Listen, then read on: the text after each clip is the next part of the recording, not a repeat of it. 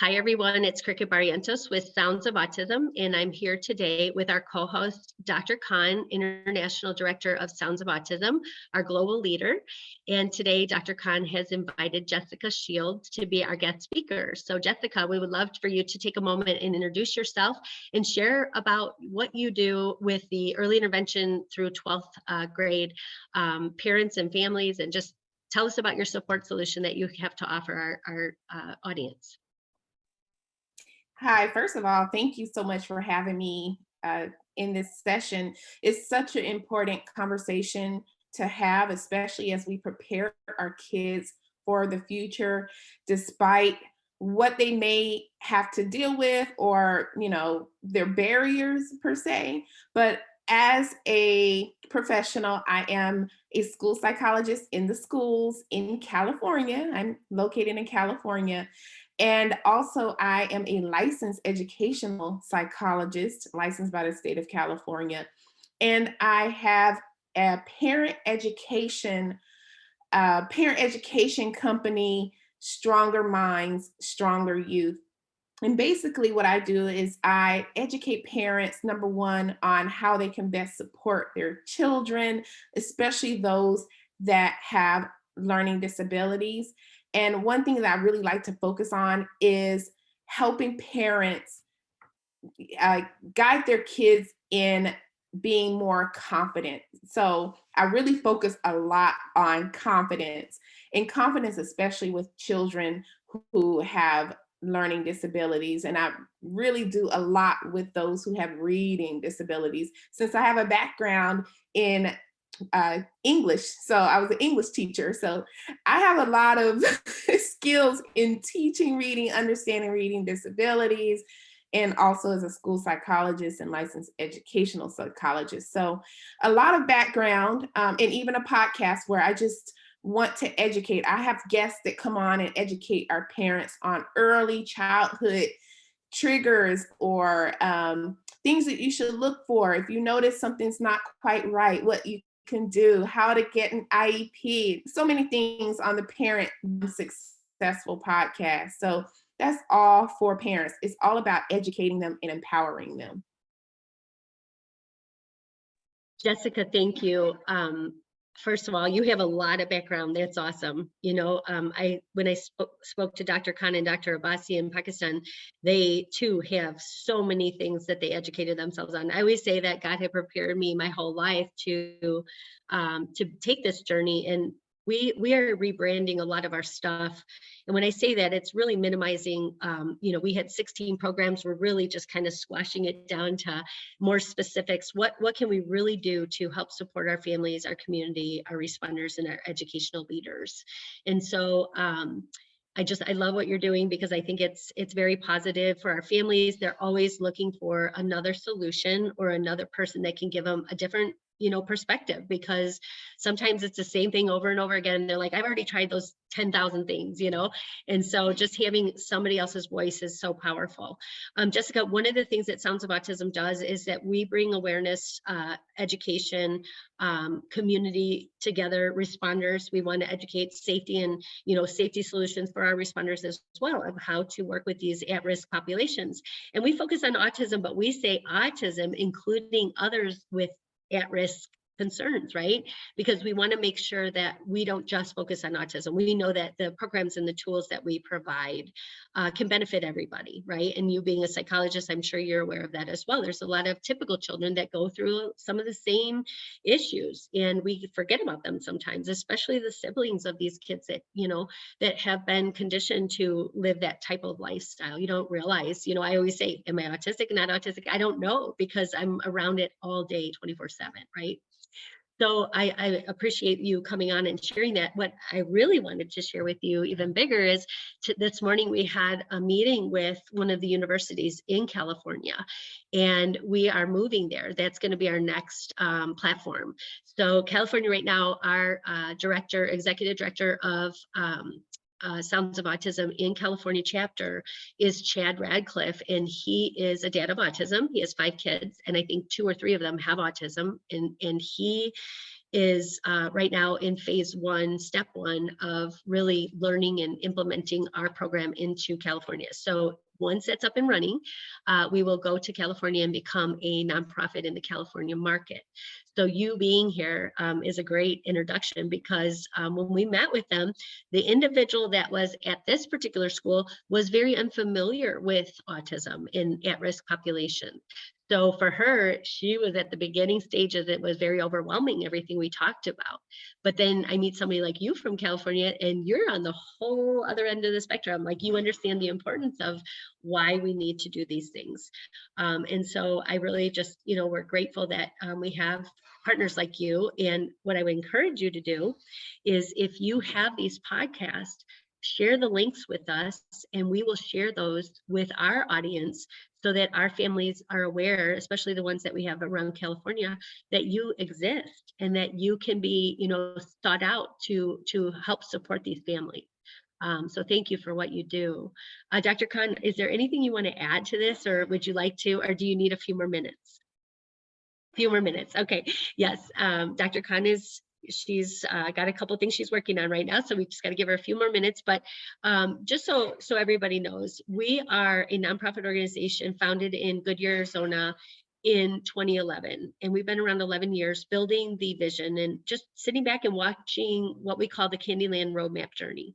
And why we say Candyland is because that's the first game that many families introduce to their children at a young age, and we're sharing with the parents, if you play that game one-on-one, instead of giving your technology to your child, you will actually have a one-on-one intervention with your child, and you'll get to learn and see the signs of potential at-risk populations. And when you see those signs, the first question you're going to ask is, okay, I think I see the signs. What do I do?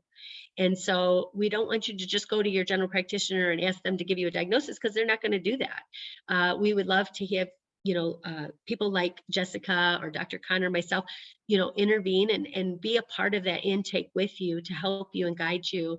What is the best solution for you and your family and your child? Because every child's different, as we know. And then once you have that intervention, and we go through that kind of that intake with you, you're going to start the process, but you're going to learn very quickly. You might become very confident. That was a word you used, right? And you'll become very, capable of navigating your journey. But then all of a sudden they get to the next milestone and you're like, uh-oh, I have no idea. And you're going to start looking for things. And when you start Googling these ideas, it's going to be very overwhelming. So, we want to be here along your journey and your path. And that's really what we're creating. So we serve the autism and at-risk populations from prenatal till the end of life. And we help guide you no matter where you're at on your journey. And we have individuals like Jessika and Dr. Khan on our platform to be able to introduce our families for those support solutions that may not be available to you wherever you live or wherever you're at this point in your journey. So thank you. Thank you for what you do. Dr. Khan. Okay, so thank you so much for bearing with me, because it's very awkward timing this time. I would not say awkward time, but it's too early over here. So like I already told you that I have talked to her, and that we already know that the reason was that because we were celebrating ADHD month earlier. Like the October was ADHD month, and I did a lot of sessions on ADHD. Like my all support group have ADHD discussions, and still, but we need to understand that there are a lot of things that we don't understand about ADHD. We don't understand that in girls it is different, in boys it is different, and adults it is different. That is important thing to understand too.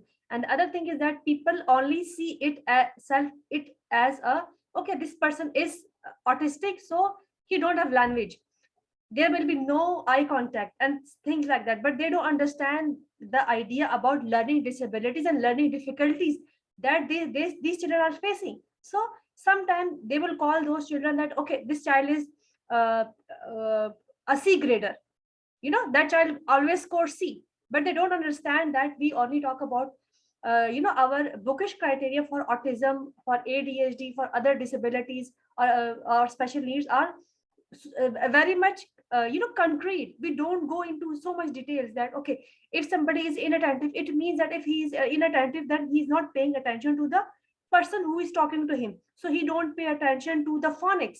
And if you don't understand that, if you don't know the phonics, meaning you cannot talk properly, and if you cannot know phonics, then you might also know that you cannot read properly. So you have spelling mistake, so you have writing mistake, and people don't consider those factors that yes, it is important, and we have to think about that. But I think doing those discussions, doing those panel discussions uh, are important. So people, we need to give the idea that autism is not just about the puzzle piece. Because why I'm talking about that, I will just post this discussion, and somebody said that I don't like this puzzle piece and stuff like that that you put on there, and I'm not going to listen to some speaker. And I tell them, okay, it's not about that we are missing something. If you're on spectrum, or we have some needs, we are processing information differently. It's not that we are it's not that we are subjugating someone, or we are we are denying the existing of the people who have autism or who have ADHD or other things. The point over here is that that was my post, and you're denying me, you're denying my factor. And that person said, I don't care whatever you said. I said, yes, you care that, and I don't like what you said that. So it's all about that. So do you see that okay, if it is autism, then it's about puzzle piece. It's not about puzzle piece. If it is ADHD, it's not about attention deficit and hyperactivity. It is about language disabilities. It is about problems in school. It is about struggles in school. It is about a transition from higher school to secondary school. From secondary school to high school, from primary school to higher school, and then the problem people have if they're not diagnosed, if they don't come under the radar. So the problems are, it's more like that. The problems are coming to the universities too. So what they're gonna do about that? Like, I was just listening to a girl, and she was saying, I have this anxiety, and clearly she's autistic, she's ADHD girl actually, and she said, I anxiety hit me and stuff like that. And I know that she don't have yes, she have anxiety, but from where this anxiety is coming, you know? So it's more about that. So thank you so much for coming. I would say that because I say a lot of things because I was bottling up. Yeah, I will say this. I will say this because I was on hold. No, Dr. Khan, I think it's good because what you're sharing is that the most important thing, and I think Jessica touched upon it, you both have backgrounds in social behavioral psychology, all these things, right, that you're working with individuals to help them be better at what it may be, or help a family member be better at raising a child and, putting them on the right path. And why we say Candyland Roadmap Journey is because we want people to understand that it's not that, like, the puzzle pieces and all these things that people are kind of frustrated about.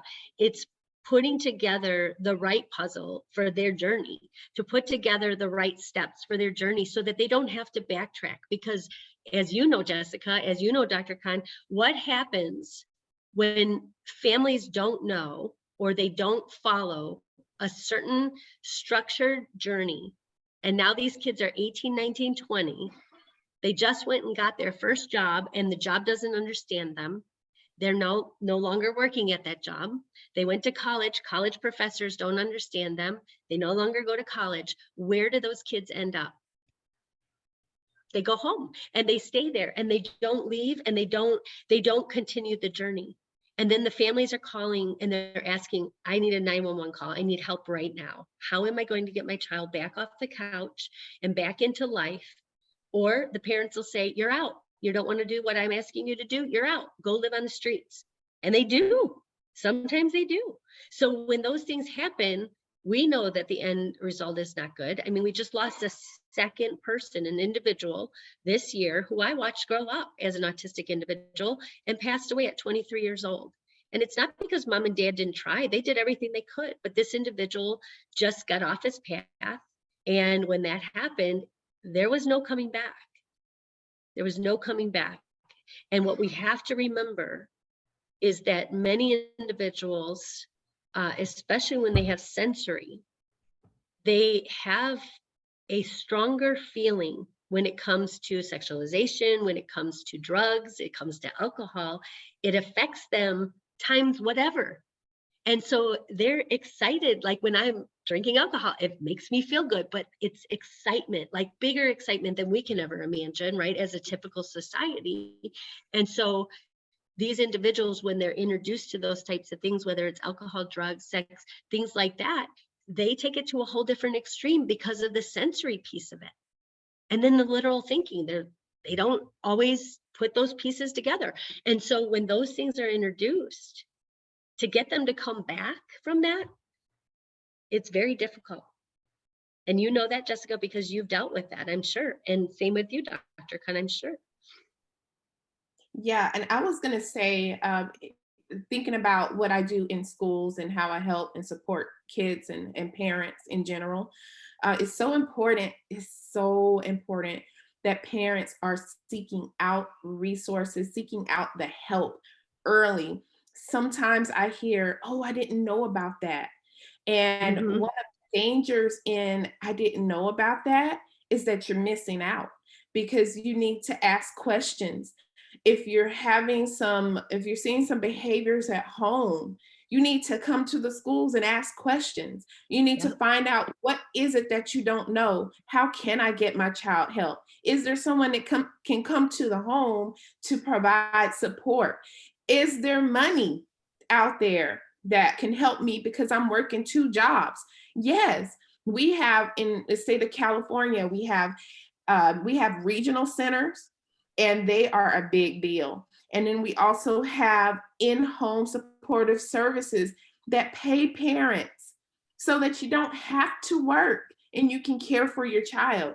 So there are so many opportunities and resources to tap into. So for any parent listening, I would say get what you can get, because if I think about Candyland and I think about Disneyland and all of those good things, when you're in this system and you have a child with special needs, someone actually said it's like being in Disneyland. You get to go on all the rides when you have an IEP, right?